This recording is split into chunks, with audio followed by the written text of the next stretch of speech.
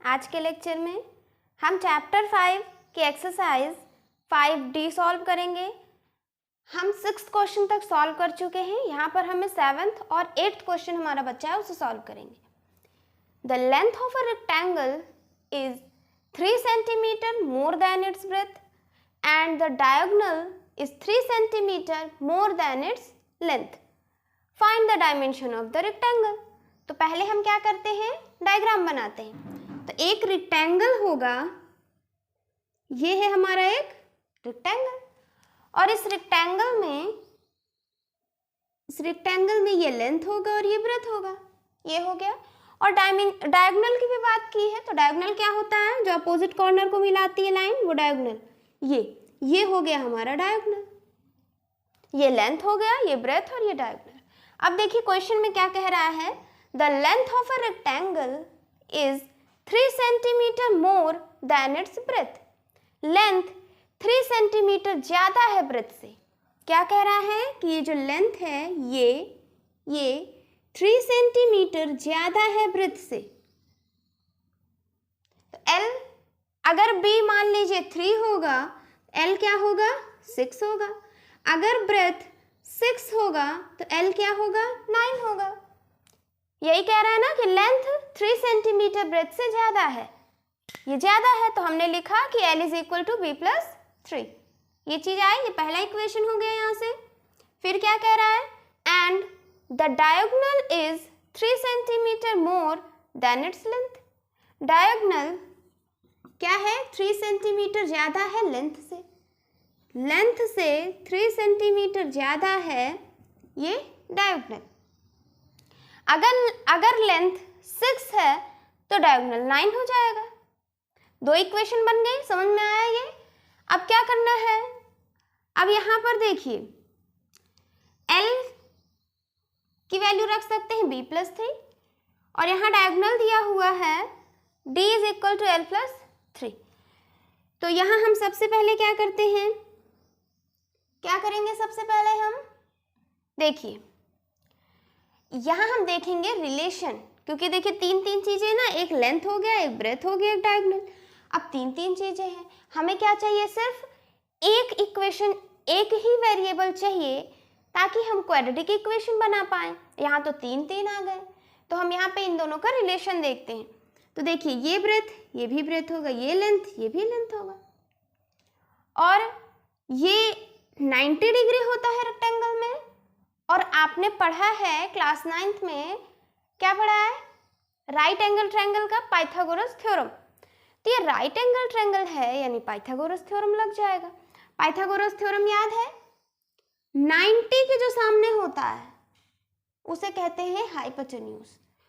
और Pythagoras theorem क्या कहता है, hypotenuse square is equal to perpendicular square plus base का स्क्वायर।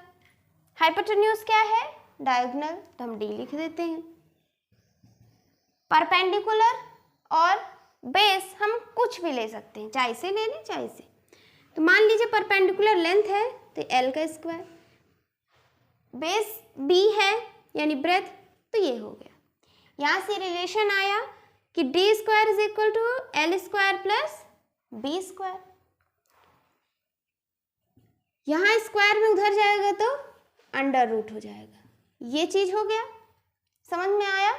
अब हम क्या करें कि इस D की जगह हम लिखते हैं L square plus B square. क्यों लिखते हैं, क्योंकि यहाँ पर देखिए दोनों इक्वेशन को अगर हम देखें तो 1 2 3 वेरिएबल है, हमें क्या करना है, इन्हें कम करना है। तो D की जगह जब हम ये लिख देंगे तो LB और LB यानी सिर्फ 2 बचेंगी। अभी तक 3 वेरिएबल थी, अब कितनी बचेंगी, 2। तो D की जगह हम क्या लिख देते हैं, under root L square plus B square. इधर लिखा हुआ है L प्लस 3, ये हो गया। अब इधर अंडर रूट में है, उधर जाएगा तो स्क्वायर हो जाएगा, L square plus B square. इधर जाएगा तो स्क्वायर में हो जाएगा, ये हो गया, स्क्वायर में हो गया। अब क्या करें, हम खोल लेते हैं इसको, तो यहाँ हो जाएगा A square plus B square plus 2AB यानी 3 2 6 L। ये चीज समझ में आया, क्या हुआ यहाँ पे, L square plus B square is equal to L square plus 9 plus 6l। अब इस इक्वेशन को देखिए तो यहाँ पर l है और b है। हमें क्या चाहिए, सिर्फ एक इक्वेशन चाहिए, मतलब इक्वेशन में सिर्फ एक वेरिएबल चाहिए। यहाँ पे फिर 2 आ गए, अभी तक तो 3 थे, 1 2 3, अभी तक 3 थे, अब कितने हो गए 2। तो अब इसको भी हमें 1 बना लेना है। तो देखिए यहाँ l, यहाँ l, यहाँ l, तो हम इस b को हटाने की कोशिश करते हैं। यहाँ से देखिए पहले वाले इक्वेशन में l is equal to B plus 3, l is equal to B plus 3। तो अगर b की जगह हम क्या लिख सकते हैं, ये प्लस 3 इधर गया माइनस, तो l माइनस 3 और इधर बचा b। तो b की जगह हम क्या लिख सकते हैं, l माइनस 3। देखिए पहला तो क्या है, क्वेश्चन अच्छे से आपको रीड करना है, डायग्राम बनाना है, दूसरा आपको 2 इक्वेशन बना लेनी है, मतलब जितनी गिवन हो वो इक्वेशन आपको बना लेनी है। इक्वेशन बनाने के बाद जैसे ये 2 इक्वेशन आ गई, उसके बाद आपको क्या करना है कि हमें सिर्फ एक वेरिएबल चाहिए, सिर्फ एक वेरिएबल चाहिए। इसी तरीके से आपको सॉल्व कर लेना है। यहाँ तक समझ में आया। अब b की जगह हम क्या लिख देते हैं, b की जगह हम लिख देते हैं, अच्छा यहाँ पर स्क्वायर है तो यहाँ स्क्वायर कर लेते हैं, यहाँ b स्क्वायर है ना, तो यहाँ देखिए l माइनस 3, ये b का स्क्वायर करेंगे तो इधर भी स्क्वायर करना पड़ेगा, और a माइनस बी का whole square, a square plus b square minus 6l is equal to b square. यानी अब b स्क्वायर की जगह हम ये लिख सकते हैं, लिखते हैं, तो l स्क्वायर और b स्क्वायर की जगह l square plus 9 minus 6l is equal to, इधर है l square plus 9 plus 6l, ये हो गया।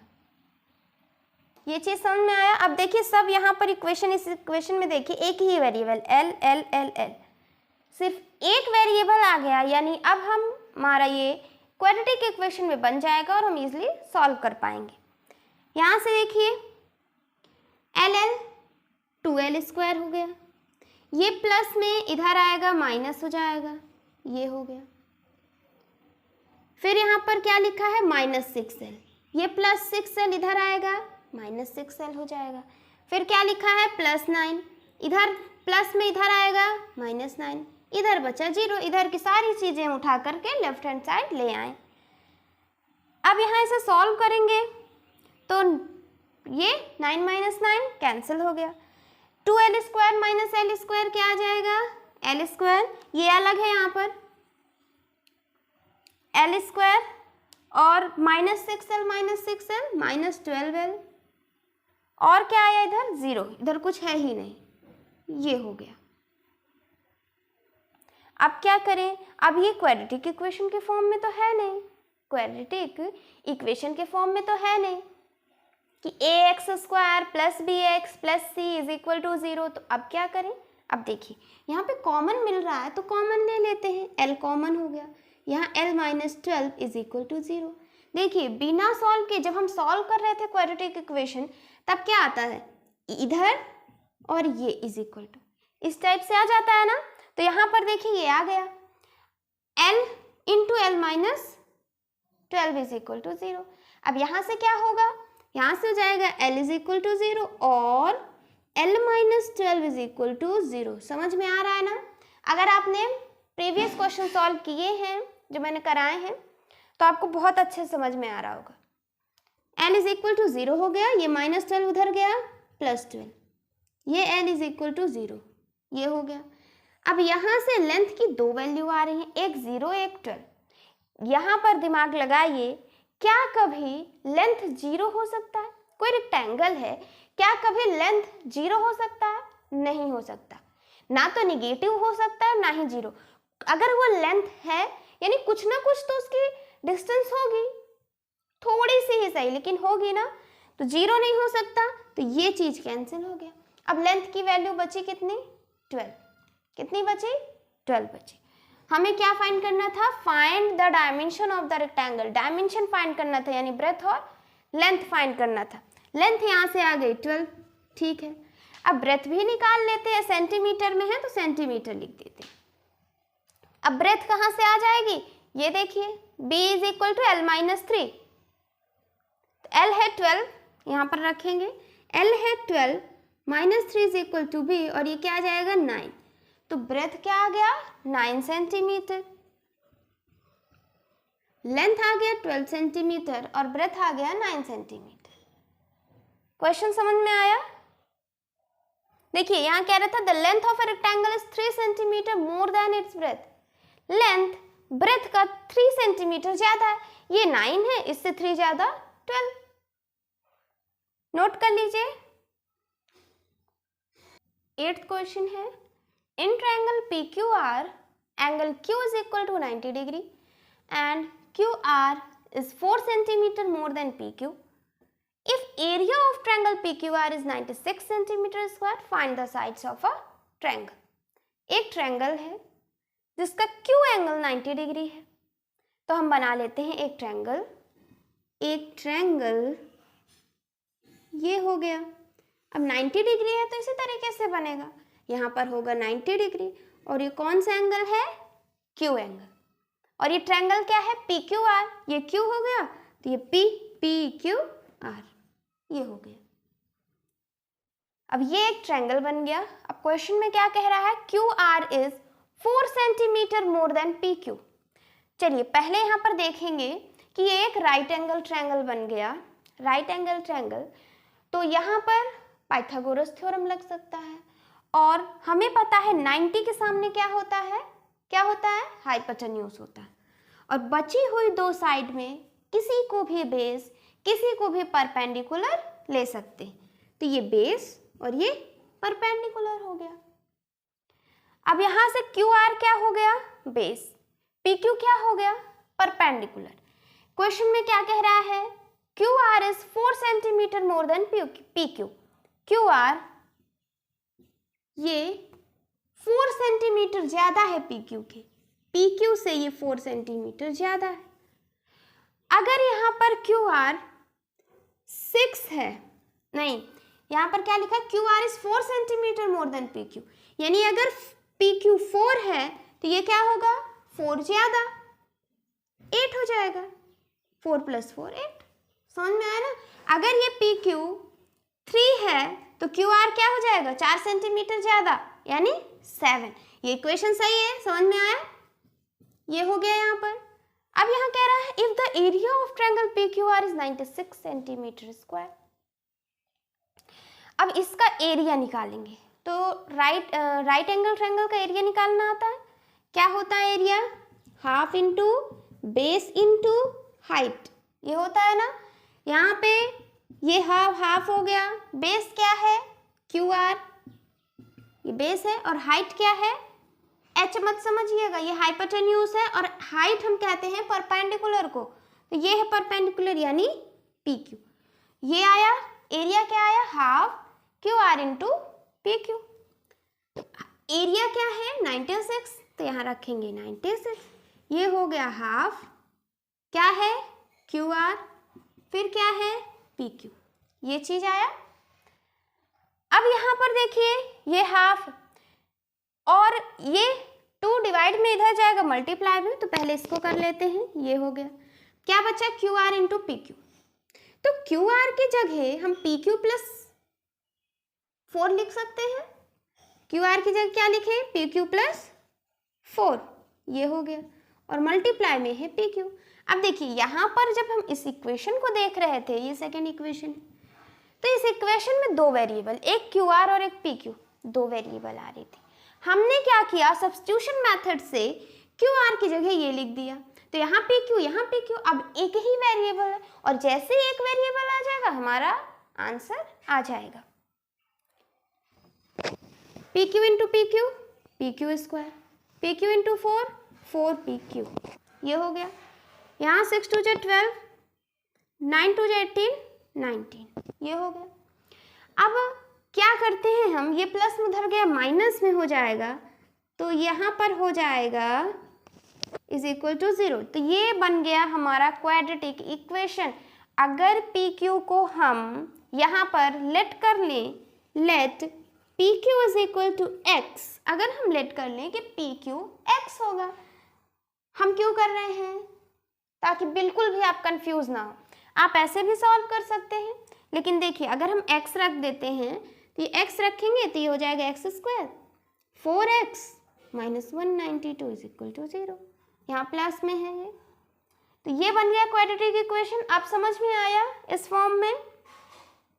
अब इसे सॉल्व कर सकते हैं या तो फैक्टराइजेशन मेथड से और किससे, फॉर्मूला से। ये रहा। अब हम इसको सॉल्व करेंगे, x square plus 4x minus 192 is equal to 0। Formula से करेंगे तो फॉर्मूला क्या होता है, x is equal to minus B plus minus under root B square minus 4ac upon 2a, ये होता है फॉर्मूला रखेंगे। माइनस बी, ये b है 4, आगे लगा है माइनस बी ना, यहाँ प्लस माइनस b का स्क्वायर यानी 4 का स्क्वायर 16 माइनस 4 इंटू a क्या है 1, c क्या है माइनस 192 अपॉन 2a, 2a क्या है 1, ये हो गया minus 4 plus minus 16 minus plus 192 into 4, 4 2 जा 8, 9 4 जा 36, 3 4 1 जा 4, 5 6 7, 2 इंटू 1 2 हो गया। ऐड कर देते हैं 6 और 8 14, 6 7 8 और 7 अंडर रूट अपॉन 2, ये हो गया। अब अंडर रूट 784 है तो इसको हम निकाल लेते हैं कि इसकी वैल्यू क्या होगी। अंडर रूट 784 है तो इसका हम फैक्टराइजेशन करते हैं। 784 क्या हो जाएगा, 2 3 जा 6, 2 9 2, फिर यहाँ पर 2 1 2 9 2 6, फिर आगे करें तो 2 9 18 और 8, 2 4 और 2 9 7 7 जा 49, ये हो गया। तो 784 की जगह क्या लिख सकते हैं, 2 into 2 into 2 into 2 into 7 into 7, ये लिख सकते हैं। अगर हमारा ये ऐसे है 784 तो क्या लिखेंगे, 2 into 2 into 2 into into 7 into 7, ये हो गया। अंडर रूट है, यहाँ पर कुछ नहीं लिखा, इसका मतलब हम 2 मानते हैं। 2 है तो 2 2 का पेयर बनाना होगा, ये एक पेयर एक पेयर एक पेयर, और सब पेयर से एक एक वैल्यू बाहर आ जाती है। तो ये 2 2 7, 7 2 जा 14, 2 जा 28, ये आ गया। यानी अंडर रूट 784 की वैल्यू 28, ये 784 28 का परफेक्ट स्क्वायर है। रखेंगे यहाँ पर -4 प्लस माइनस, इसकी जगह 28 अपॉन 2, ये हो गया। अब एक बार प्लस में रखेंगे और एक बार माइनस में रखेंगे तो यहाँ पर हो जाएगा, ये हो गया आपका। अब यहाँ पर क्या करेंगे, देखिए एक बार प्लस में और एक बार माइनस में, तो एक बार प्लस में रखा और -4 माइनस 28 अपॉन 2, यहाँ से आ जाएगा 24/2 और यहाँ से आ जाएगा 8 4 और ये 3, यहाँ से आ जाएगा -16 और ये आ जाएगा, ये हो जाएगा -16 और ये हो जाएगा 12। तो x की दो वैल्यू आई 12 और -16, कितनी वैल्यू आई, दो वैल्यू आई 12 और -16। अब देखिए हमने x किसे माना था, PQ को, इस PQ को हमने x माना था, तो यानी ये एक लेंथ है। PQ क्या है, एक लेंथ है। लेंथ क्या कभी 0 और निगेटिव हो सकता है, कभी नहीं। तो यानी ये ऑप्शन तो हमारा कट गया, -16 वाला तो कट गया। अब एक बचा x की वैल्यू 12, यानी इस PQ की वैल्यू क्या आ गई, क्या आई PQ की वैल्यू 12 आ गई। 12 सेंटीमीटर में है, हाँ, तो PQ की वैल्यू आ गई 12 सेंटीमीटर। हमें फाइंड क्या करना था, find the sides of a triangle. इस ट्रायंगल के तीनों साइड हमें फाइंड करने थे, इस ट्रायंगल के तीनों साइड हमें फाइंड करने थे। तो एक साइड PQ का क्या आ गया, 12 सेंटीमीटर, ये हो गया। अब यहाँ से क्या निकाल सकते हैं, क्यू आर निकाल सकते हैं और ये पी आर भी निकाल सकते हैं। देखिए Q R is equal to P Q plus 4, P Q की वैल्यू आ गई 4 और ये 4 क्या आ गया यहाँ से, पी क्यू की वैल्यू क्या आई 4 नहीं 12 है, यहाँ पर 12 आ गई प्लस 4 क्या आ गया 16। तो यहाँ से क्यू आर क्या आ गया 16 सेंटीमीटर, ये हो गया, ये 12 सेंटीमीटर और क्यू आर 16 सेंटीमीटर। जैसे क्वेश्चन में कह रहा है कि Q R is 4 centimetre more than P Q, ये क्यू आर पी क्यू से 4 सेंटीमीटर ज़्यादा है, ये 12 है, इसका 4 सेंटीमीटर ज़्यादा यानी 16 हो गया। दो साइड आ गई। अब एक तीसरी बची हमारी हाइपोटेन्यूज निकालना। अब ये कैसे निकालेंगे, ये बहुत ईजी है, पाइथागोरस थ्योरम आपको पता है, वहीं पर रखकर इसे निकाल लेंगे। यहाँ पर आप नोट करिए, फिर हम देखते हैं इसे। पाइथागोरस थ्योरम में क्या होता है, hypotenuse is equal to perpendicular square plus base square, ये होता है पाइथागोरस थ्योरम। h क्या है पी आर, यानी पी आर का स्क्वायर। परपेंडिकुलर क्या है 12 सेंटीमीटर का स्क्वायर। बेस क्या है 16 यानी 16 का स्क्वायर। 12 का स्क्वायर 144, 16 का स्क्वायर 256, ऐड कर देंगे क्या आ जाएगा 6 4 10, 5 6 7 8 9 10 और ये 4। यहाँ है पी आर स्क्वायर जब इधर गया तो अंडर रूट हो गया। ये पी आर 400 को क्या लिखेंगे 20 इंटू 20, यहाँ पर 2 है तो 2 का पेयर बना और इससे एक वैल्यू बाहर, तो पी आर क्या आ गया यहाँ से 20 सेंटीमीटर। पी आर क्या आ गया 20 centimetre. Find the sides of a triangle, तीनों साइड्स आ गए, एक है 12 सेंटीमीटर, एक है 16 और हाइपोटेन्यूज है हमारा 20 सेंटीमीटर। नोट कर लीजिए।